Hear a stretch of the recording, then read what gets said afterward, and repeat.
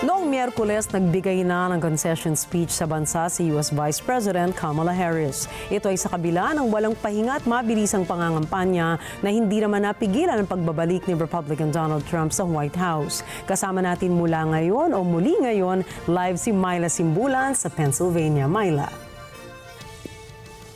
Sa harap ng kanyang mga taga-suporta na nagtipon sa dati niyang kolehiyo na Howard University, sinabi ni Democratic Presidential Candidate Kamala Harris na sa kabila ng pagsuko niya ng eleksyon, hindi nito anya isinusuko ang laban na nagpapaandar ng kanyang kampanya. Panoorin natin.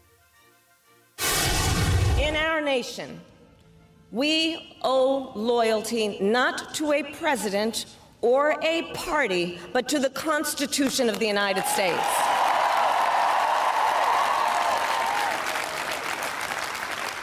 And loyalty to our conscience and to our God.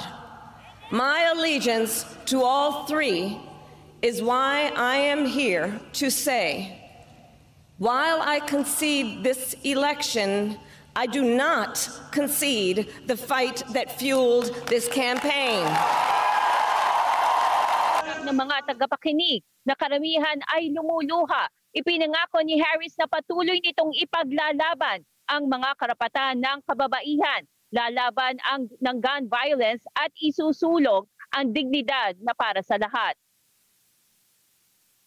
This election is not what we wanted, not what we fought for, not what we voted for, but hear me when I say, the light of America's promise will always burn bright. As long as we never give up and as long as we keep fighting. Ayon kay Harris, tinawagan na nito si President-elect Trump at kinongratulate sa tagumpay. Nangako rin anya siya ng mapayapang pagsasalin ng kapangyarihan. Kasama sa mga dumalo sa concession speech ni Harris sa historically black college sa Washington, sina dating House Speaker Nancy Pelosi, aides ni Pangulong Joe Biden sa White House at libo-libong fans ng Vice Presidente. Kasama rin sa mga dumalo ang running mate ni Harris na si Minnesota Governor Tim Walz. Matatanda ang umangat si Harris sa Democratic ticket noong Hulyo nang sumasa isang tabi si Biden. Umani si Harris ang panibagong entusyasmo at pondo sa kampanya. Subalit nahirapan itong pakalmahin ang alalahanin ng mga botante ukol sa ekonomiya at imigrasyon.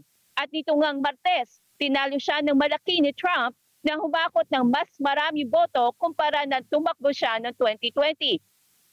Nakuha rin ni Trump ang mga critical na battleground states na nagdesisyon sa eleksyon. Myla Simbulan para sa mata ng Agila International, trusted, connected, on point. Balik sa inyo dyan, Nina and Ricky. Myla, magandang umaga sa iyo, no? May tanong ako. Alam natin ang eleksyong ito hindi lang para sa pagka-presidente at pagka-vice-presidente. Batay ba sa mga polls, gaanong impact ang ipinaramdam ng Republican Party pagdating sa iba pang key positions ngayong eleksyon? So Nina, nabawi ng Republicans ang Senate majority, 50 seats ang kailangan para makuha ang majority. As of kagabi, nasa 52 seats na ang Republicans. So tiyak na sa kanila na ang mayorya. Ang ibig sabihin dito, dahil parehong Republican ang President-elect at Senate majority, mas madaling maipatutupad ang mga mungkahi at panukalang batas na isusulong ni Trump sa kanya panibagong administrasyon. Ngayon naman sa House, hindi pa tapos ang bilangan. 218 seats ang kailangan para sa majority. At as of kagabi, nasa 206 pa lang ang Republicans, ngunit lamang ito sa Democrats na nasa 191 seats naman. Nina and Ricky?